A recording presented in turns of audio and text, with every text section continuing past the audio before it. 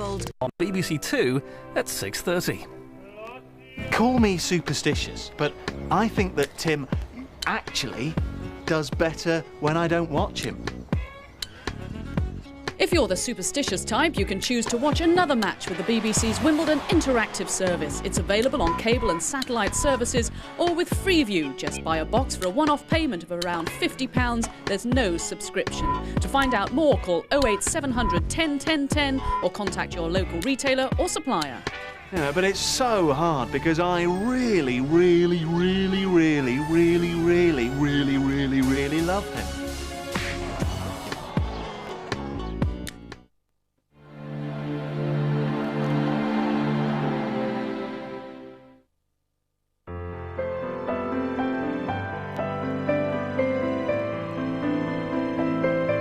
Well, I've got my hat ready. All the best from Royal Ascot in an hour on BBC One.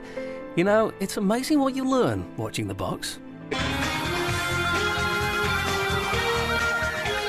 Casualty helped me a lot, really. You saved my life. I was really pleased that Casualty had covered this particular problem.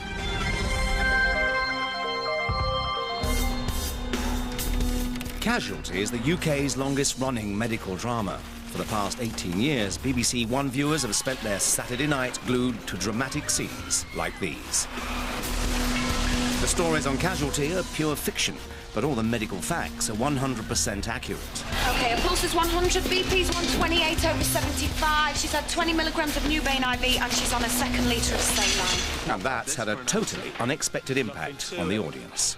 Tonight, we'll be revealing the true stories of viewers who've faced life and death situations. None of them would have known what to do if they hadn't watched Casualty. When 7-year-old Joanna Stoddard saw this picture of a gas flame on Casualty, it prompted a chain of events that was to save her family's lives. I still love you. You know that.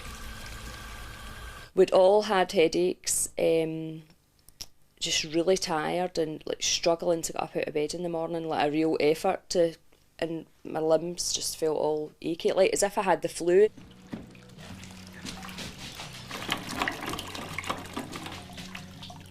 I felt really like tired and I was in my bed most of the day. When did she go to her GP? About 6 weeks ago. Run down and depressed? Well, that's what he said. Any other symptoms? Headaches, runny nose, tired all the time. He said it sounded like low-level flu. Her boyfriend said she was moody. Because we were all feeling unwell and it was the winter, I just put it down to a winter bug, you know. My head was really sore and I spent most of the days off school not feeling well and stuff. Carboxyhemoglobin test. Ah, elevated. Well, that's definite then. Monarch's poisoning. Yep. Do you have a gas water heater in your bathroom? Big old thing. Burns with an orange flame? Sort of yellowy. Yeah, well then 10 to 1, that's the culprit. My gas fire was rock yellow and that was wrong because it should have looked orangey bluish, but it didn't. Culprit. Now before you go home, I want you having every one of those gas appliances checked, okay? Mum, is there anything Casualty about a girl?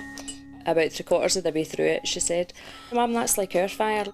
We had a living flame fire, so it has yellow flames for aesthetic purposes, but which it's meant to, but it was actually a solid yellow flame that we had, you know, it didn't really look like fire does. But I didn't think, because I hadn't had a gas fire before, so I thought that was normal.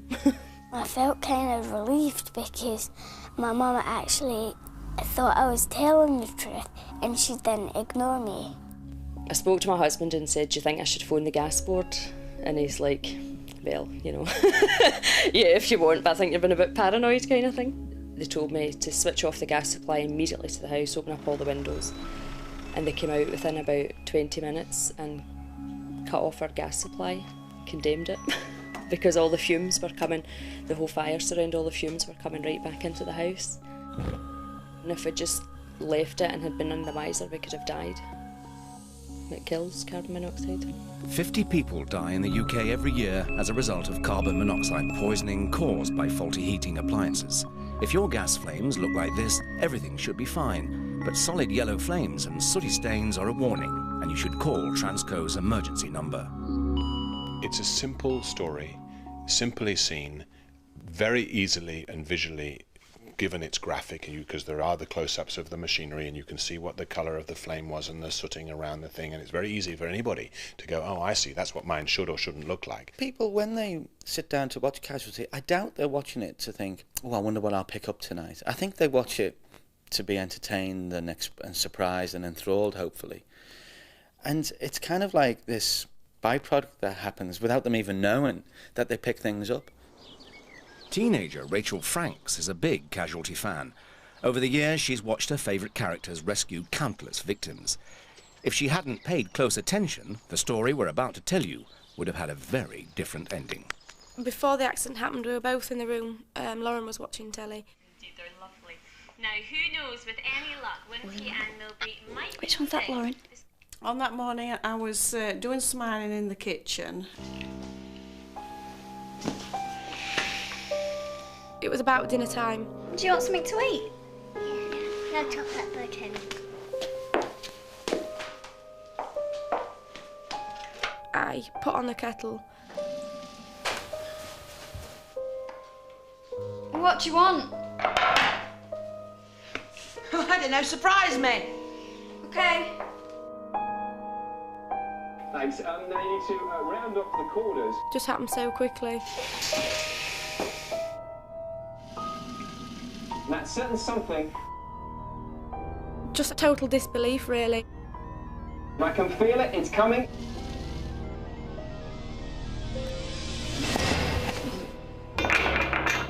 Rachel had only been out of the room for the time it took to boil the kettle. But a freak accident had occurred. As I walked into the room, I saw Lauren up against the wall. Lauren, what are you doing? And it looked like she was just stood there, and I can remember thinking, why is she stood so close up against the wall? What's the matter? You all right? It didn't seem real. I just thought, what's she doing? Got up close to her. Why is she stood like that? What's happened? How has she got like that in such a short space of time? You look strange. Are you all right? Lauren had slipped. She'd caught her head in the curtain cord and was hanging by her neck. Mum! What? Mum, come quick! What is it? Oh my... Oh my God, what's happening, Rachel? Oh my God, what's happening, Rachel? I don't think she's breathing. No, do something! No, do something! Call 999! Call an ambulance. Just hung there dead, and her little feet was off the floor by about 3 or 4 inches. Just blind panic. I was shaking. I've got a 2-year-old daughter, and she's hanging by a curtain cord. I'd actually got this Lauren on the floor at this point, and as I got her down, I expected her to be all right, and she wasn't. Oh, she's not breathing, Lauren! She just looked dead, really. I thought she was dead. I realised this is really, really serious. I can just remember what I'd seen on television actually came into my head. Come on, darling. Oh, that's it. That's it. I thought, I've got to get her breathing again, and in my head I sort of run through my head step by step what to do, what I'd seen on telly. Check there are no blockages. Tilt the head back to get a good airway. And I knew that with a small child, because Lauren was only like 2 years old, to cover both the nose and the mouth. Take a breath, not too big, and breathe gently. And looking down the chest to see if there was anything there, really. After probably about 5 or 6 breaths, she did actually gasp for breath. I've got her breathing! Casualty, it just seems so real when you're watching it, and it has such an impact on what you see.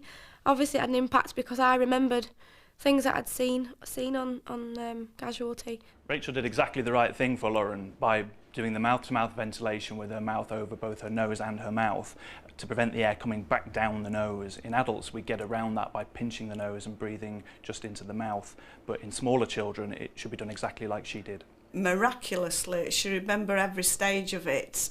It was a miracle, really, that she had done that. She was breathing, but she was not conscious.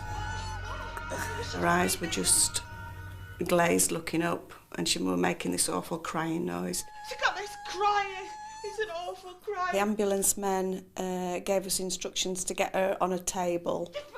I wiped the table with my arm, all these pots and photos straight off onto the floor, and we literally launched her on the table so we could, you know, detect what they were asking us, how she was breathing and what colour she was. Okay, No, it's not right, is it? She was just wailing, a cry which I've never heard a kid cry like before. It was disturbing. The ambulance were there in, you know, such a quick space of time. Yeah, that's fine. And it just got 10 times worse. A doctor actually came in and said that they're basically going to have to shut Lauren's body down and let machines do all the work for her, because they need to rest her body and to rest her brain. And they said if she does survive, then she's more than likely to have very, very bad brain damage. For 3 days, Lauren was in an induced coma, fighting for her life. When she actually came fully conscious, it was actually on my birthday, which was probably the best birthday present you could ever have, really. I knew as soon as she woke up she was okay, because she just hugged me and said "mummy," and that was like, oh, better than all the money in the world. Lauren's a really happy little child. She knows that I saved her life, and she can't remember because her body was shut down, but she does, in her own little way, appreciate, because she'll say, "You saved my life." She's just so sweet, so special. Laura owes her life to her big sister Rachel and to Casualty. Casualty is absolutely medically accurate. It has to be. We're rigorous about that, because it's ever